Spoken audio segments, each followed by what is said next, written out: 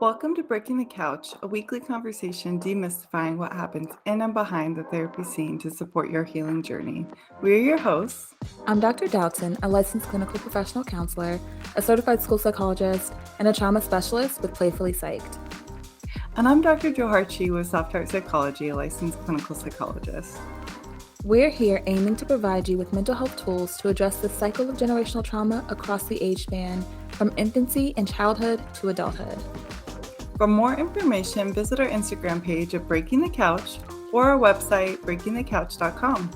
While we hope you love listening to and learning from our podcast, it's not a substitute for a relationship with a licensed mental health professional.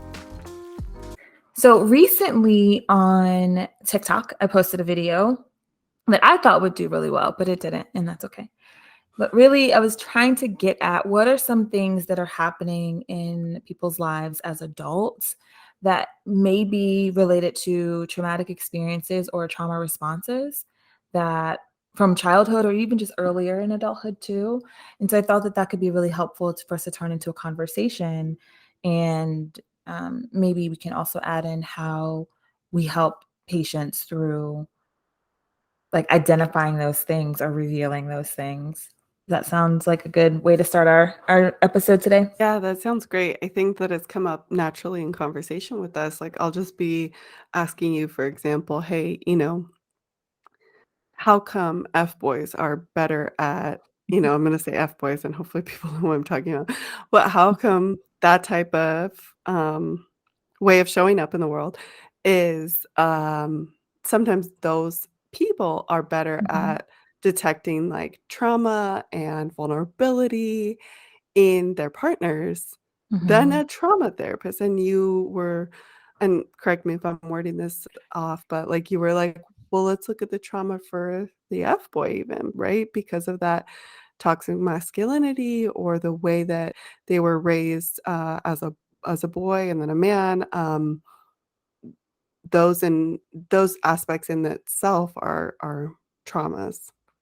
Mhm. Yeah, it's interesting that you always bring that up. Not always, but that you've brought that up because right, it's um I have compassion or empathy for people in their younger selves. Mhm. And as we can try to understand what they've been through and how their personalities and their traits have developed, because I think it's Bessel van der Kolk, the author of The Body Who Keeps the Score, who has that quote that's super famous all over the internet from in that book, that says something like trauma doesn't come back as a memory; it comes back as a reaction. Mm. And so when people were like, "Oh, I don't remember these things happening or happened so little or children are gonna forget." Okay, fine. But your body and your psyche, your psychological responses are going to play that out, right? You're Mhm. going to still experience the effects of the trauma through your behaviors or reactions. And so sometimes whether it's a trait or a response that we can use for good in our lives, or if it's a trait that's actually toxic, right? I've been exploring this because really thinking about it, I don't like the term toxic people, um, because it sounds so stagnant and um, Mhm. I and like that point. Mhm. immovable. Yeah, right. Like, Right. Mhm. and I'm like, well, I've really been reflecting on this lately. There are relationships that existed in my past, like friendships, where Mhm. if I look on it, I was the toxic one. I was the Oh, you and me really, both. yeah, Absolutely. Mhm. yeah, I was the really needy, clingy, attached like friend. Like I had this and I remember and I was like, oh wow, that was probably really hurtful to that person. And I couldn't do it differently at the time. But just where uh, I didn't want my like best friend to have other best friends or like other important friendships because it just felt like such an attack on am I like on me and on our relationship, and then I'm not important in your life and I'm not centered. And like, okay, hearing that, it's like, oh my gosh, that's so unhealthy, that's so toxic, what is going on? But that was little hurt, sad, vulnerable me trying to figure out how to like Mhm. create a safe system, right? Mhm. Given my trauma history, given my adverse childhood experiences. So, but I'm not that way now. Like I'm very secure and have all the friends you want and all those things. So it's like to say someone is a toxic person just feels Mm. like, and so I also wanted to highlight, well, if when you're over here calling someone a toxic person, let's look at, have you Mhm. had these toxic traits? Like, do you have any, or have you ever had any? Or, and let's unpack, like, instead of just like blaming and pointing fingers and like name calling, which is what that sounds like to me, let's look at the root, right? And let's expose people like, okay, let's look at what the behavior is or what your response is, and, maybe where that came from, right? I really appreciate that transparency, and I'm willing to do that with you today. I'm willing to look at what comes up for me when I hear the term F-boy, right? So, what am Mhm. I projecting, or what, um, have I done that's been either like an F-boy or like somebody who more so like, I guess, kind of for me, if we're kind of breaking the couch and getting behind the scenes right now, I guess would be, yeah, like in the past, sometimes linking up with folks, either in friendship or relationship, where I wanted to, I don't know how to put this, but I guess help them, air quotes, right? Mhm. And in that means that I'm not accepting who they are and where they're at. And so I think there is a common thread there if we look a little deeper in noticing if somebody wants help or if somebody is struggling, right? Mhm. So I too must have noticed, oh, you're struggling. So that kind of is the same thing, right? So I Mhm. don't know if that's like if I'm making sense, but I hope that I am. Yeah. Yeah, I think so. I think so. Um, so one of the things that I think about is, you know, the ability to trust yourself, right? So like insecurity will also often be partially rooted in like, I don't make good decisions, or maybe I'm not making good decisions, or like that second guessing Mhm. of, did I do this right? And so if that's what you're experiencing in adulthood, then I would think about a child that maybe wasn't believed, right, Mm. about Mhm. something, um, that was easily dismissed. And so and then internalized that in, well, I don't make good decisions, or I don't know what I'm talking about. Because so often, children who are survivors of trauma, when they are dismissed, then start to believe that, well, maybe I made that up, or when they're being gaslit, That's right? right. Or Mhm. maybe that really wasn't traumatic, or maybe that was normal, or maybe that was okay, right? And then they have a later belief that, okay, well, if that was okay and I didn't think it was okay, then I really don't know. I don't know how to make good choices. I don't know anything. I can't trust my own judgment, right? So that kind of what people might look at is, you know, personally toxic even for themselves, but like looking at where that came from, right? Right, that's not one that, we hear about in our diagnostic statistical manual, the way that we diagnose people, or one that we, hear about very often in general in society. Um, I really appreciate hearing that. Another one that we can throw out there is, fantasizing, right? So we know that the mind will disassociate and go somewhere else. Mhm. For some folks, that's like intrusive thoughts. For some folks, that's imagination. For some people, that's just obsessing on something, right? Like kind of Mhm. sticky things. Mhm. Um, and then for some people, it's fantasizing. And like you had said a couple weeks ago on our podcast, we don't wanna break down fences if we don't know where they're coming from. We don't wanna break down fences at all, right? So, I'm kinda paraphrasing what you had said, Mhm. Mhm.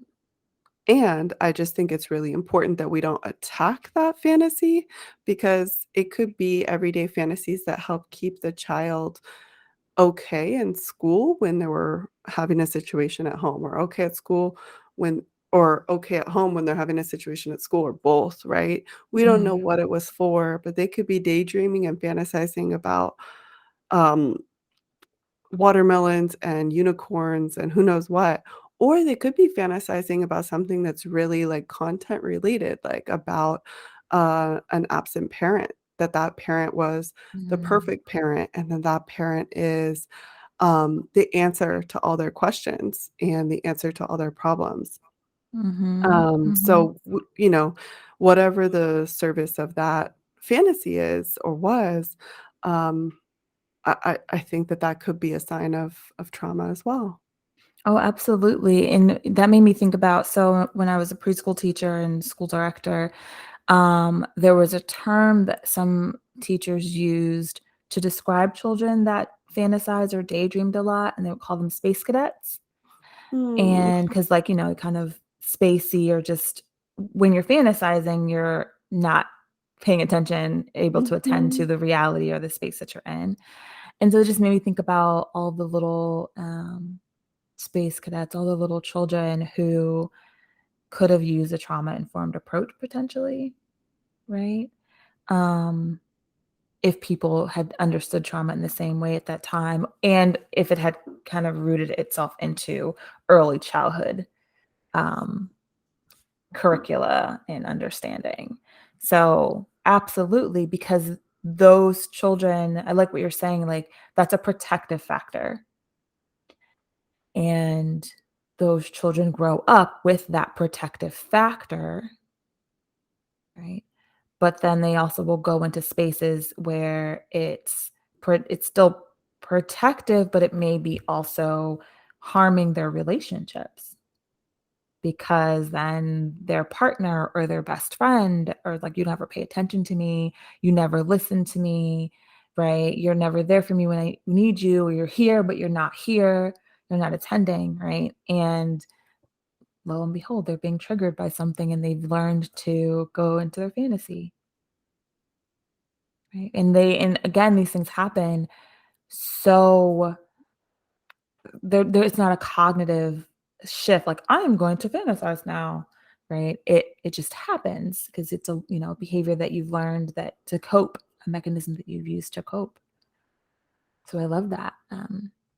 It also makes me think about, like, so an adult who is maybe like, who's often unsettled or feels like they don't have a lot of control over mhm, situations, right? mhm, And so maybe that leads them to more compulsive behaviors or obsessive like mhm, behaviors, OCD, or heightened anxieties. Thinking about, I would want to know what type of childhood stability or instability they may have had. Because, and I think that's so important, because a lot of times people, again, that whole idea that children are resilient and they'll be fine. And so then adults don't tell children or don't inform them of major changes that are going to happen. They don't give them any mhm, type of prep time.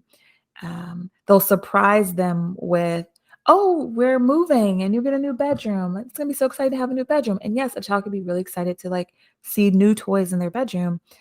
That doesn't mean they're gonna sleep soundly that first few nights in its brand new mhm, space, right? Just because they had new toys, like, it's a new scary place. And so that's like a positive side of instability, where you're just not telling people about it. But then I think about children who have experienced like a transient um, life, where they've had to like move from place to place to place, or didn't have, or they were unhoused at times.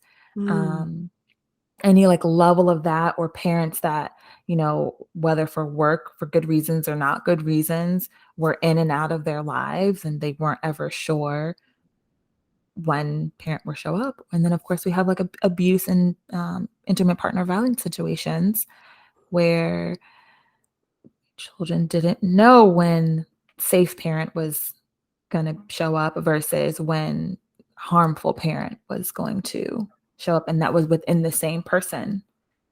right? And so we can see how that plays out in adulthood when we're kind of can't feel settled. We don't feel settled because then you're like, well, I've had this long history or a significant history, even if that's long, but like an intense history of not knowing what to expect, and then bad things happen where you don't know what to expect. So that kind of internalized belief. That's right. I'm relating way too much to what you're saying right now, Dr. Dotton, about Oh. this control, obsessive, compulsive one. So, Mhm. I'm over here taking notes. No, I'm just kidding. Um, but yeah, that was a good one. I have to say I relate, and that was a good one. Yeah. So Mhm, another one I'm mhm, thinking of is testing boundaries, right? And I mhm, don't know how to say this enough. I feel like when I've worked with children, for example, there might be a thing of, are you going to abandon me? Are you going to leave me too? Are you going to emotionally abandon me? Right. And so people would use the word like testing boundaries. And I didn't like that, but I do feel like it kind of paints a clear picture, right? But more so if we get down to the bottom of it, I think it's saying, "Will you abandon me?" So I wish we could mhm, replace it that way. And then sometimes we'll even see that in therapy, right? Like, um, let me do this, or let me ask for this, or let me see when you will leave me. Um, mhm, and so I think that that can be if somebody finds themselves seeing what they could do until this person leaves them, if somebody's like, "Oh, why did I say or do that? Why did I put that out there to see if they will kinda go away like everybody else?" mhm, If somebody finds themselves doing that, they might notice that if they look underneath that that's some trauma there too. Mhm. mhm, mhm. I love that. You're right. This like um testing the limits of rejection or abandonment, Mhm. Mhm. right? Um because and I always say when we test things or the way I frame anxiety for people, and anxiety is often, not always, often related to trauma experiences. But the way I frame it is they say like, "Oh, I'm worried that this will happen," or like I'm questioning if this will happen.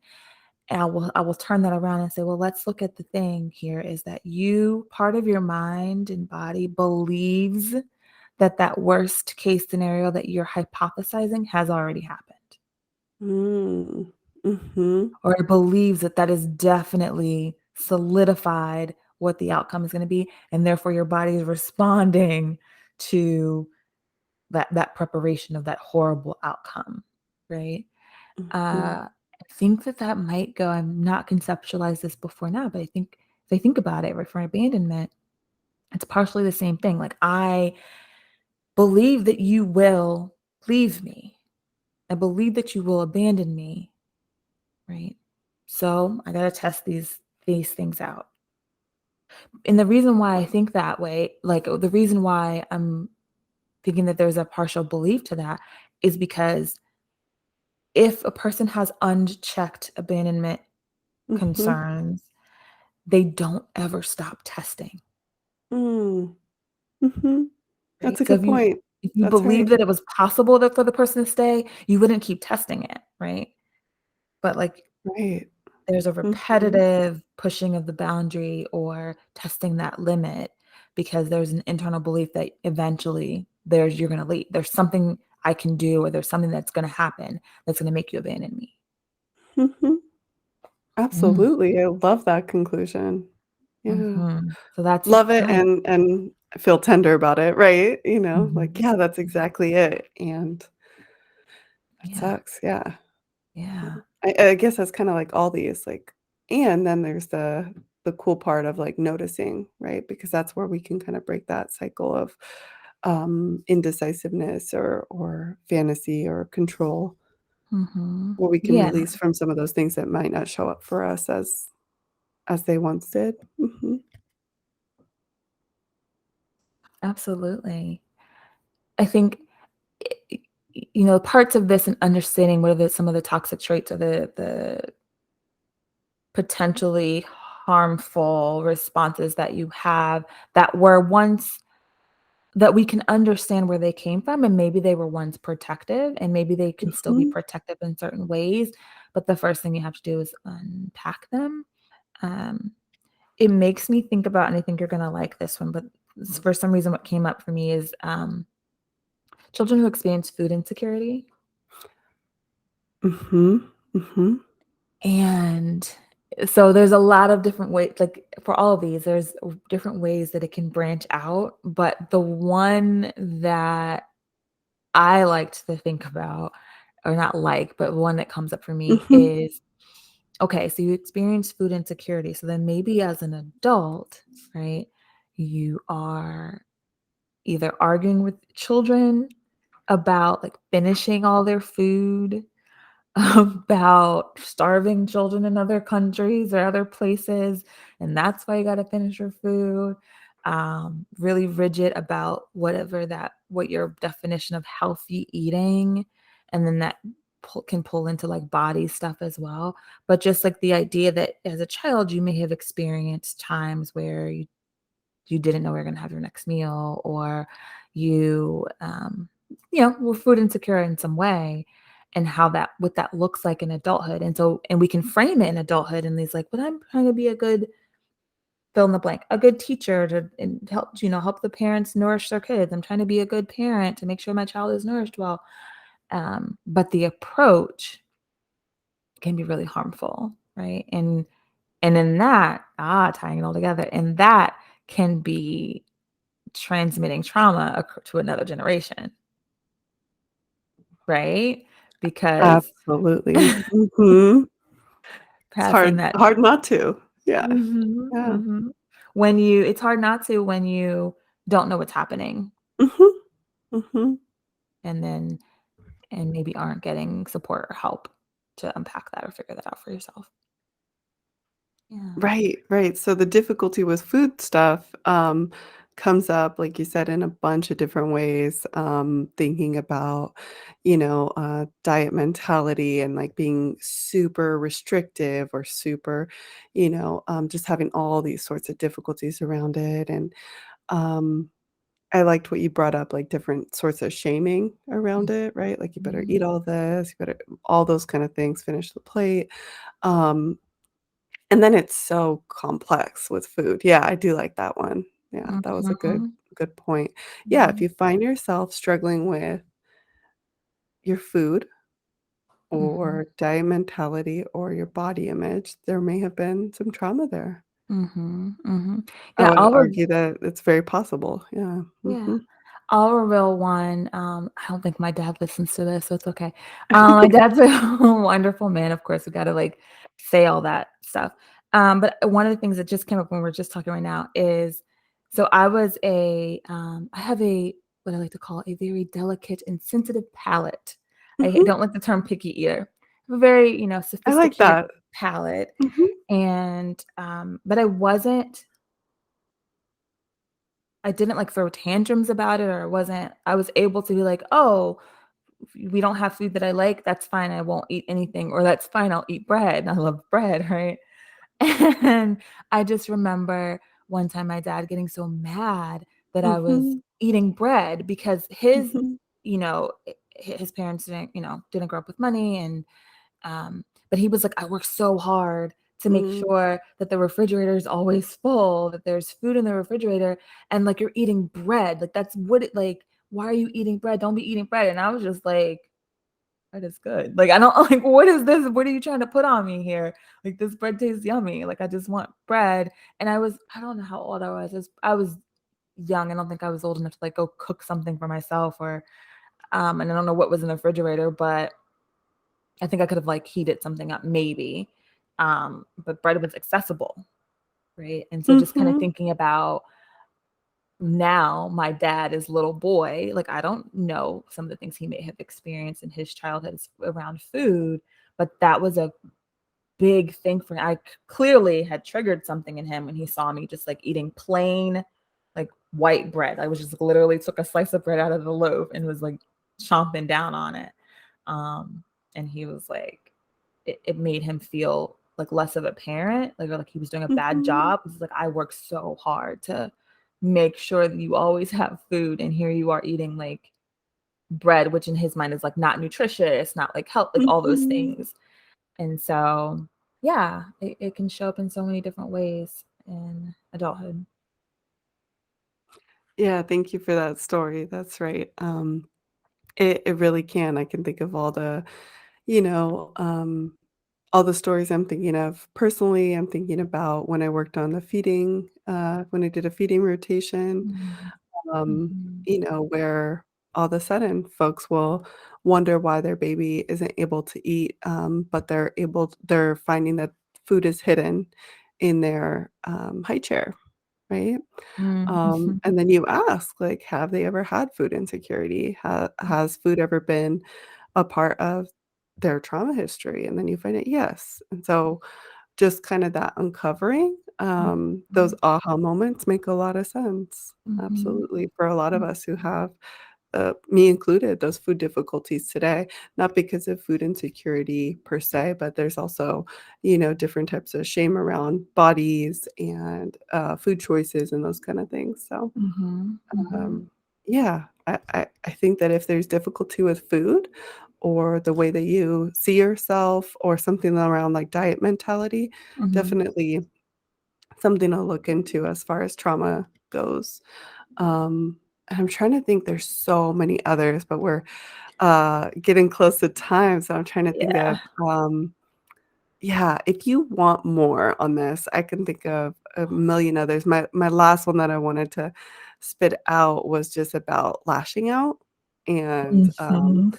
if you've ever felt like all of a sudden, again, me included, right? If you've ever felt like all of a sudden you said something you didn't mean to say, and it came out, like, so aggressive, I'm just gonna be honest, yeah, Mhm. then there might be something there. There might be trauma. It's not to say, "Oh, I can excuse myself for all my, wrongdoings in the past," but in noticing, those aggressive outbursts, like snapping at somebody or, telling somebody something that I didn't mean to say, right? In noticing that over the Mhm. years through trauma recovery, I have been able to stop that. You won't see me, you know, speaking like that. So, Mhm. I think that if we're able to uncover the and you put that in your TikTok, so I'm borrowing from you, but if you are able to notice the, like, lashing out, Mhm. that's a good thing. That's a really good thing. If you can spot it, then you can address it through the trauma Mhm. recovery work. So, there's a lot more. I'm sure we could go on, but those are just some of the I can actually wrap up with some of them. If you find yourself being a F-boy, indecisive, fantasizing, controlling, um, sort of limiting or testing boundaries. I'm testing boundaries or limits, that's what I mean. Or difficulty with food, or if you find yourself lashing out, Mhm. then what might be underneath that is trauma. Yep. I love that you were able to like you took some notes as we were talking and Mm, kind of pull out those bullet points. Absolutely. I think it's also great that you said this isn't about excusing yourself and all the things and like creating excuses. All of the work that you do on yourself is about how to move forward in a way that feels authentic and healthy to you. And so I want the listeners out there to know that, right? We aren't saying that people are given a pass for their behaviors because they've experienced trauma. What we are helping you do is unpack and figure out what's going on for yourself so that you can show up as the best person, best version of yourself that you can. So that right, is super important. And I do want to take away um, shame. Shame I don't is very shame is that I am bad. The mhm, I am the core that you are always toxic, that you are this one thing. And that's very rarely helpful. I don't see how that's helpful because then it suggests that you can't grow and change and heal. And I believe in growth, changing, and healing. So very helpful. All right, as we wrap up today, we just want to remind you all that we are on these different social media platforms. You can please reach out to us on our website, breakingthecouch.com, leave a message, tell us topics you want to hear about, ask questions. You can subscribe at most of the places where you listen to podcasts. And if you have Spotify, we ask a question and we post a poll each week that you can respond to, and then we can use that to inform topics and answer questions from there. You can tag us on Instagram. So at Breaking the Couch on Instagram, tag us in your stories, leave comments on our post, ask us what you want us to talk about in future episodes, send us direct messages through those platforms. We are open to having this conversation and engaging with you and finding out more ways that we can help you. And also, anytime we mention a book, we will put the book link in the bottom of our bookshop. We have a bookshop that does help us keep this podcast running if people make purchases from there, because we get a little tiny kickback on any purchase made through our bookshop. But then also it helps local bookstores not go out of business. And I like that, so that big business doesn't always have to win. So, that's what we have for you all today. If you are looking for a therapist for yourself or your child, you can visit our websites, playfullypsych.com or softheartpsychology.com. We appreciate you joining us this week and can't wait till there's another opportunity to jump on the couch with you next week.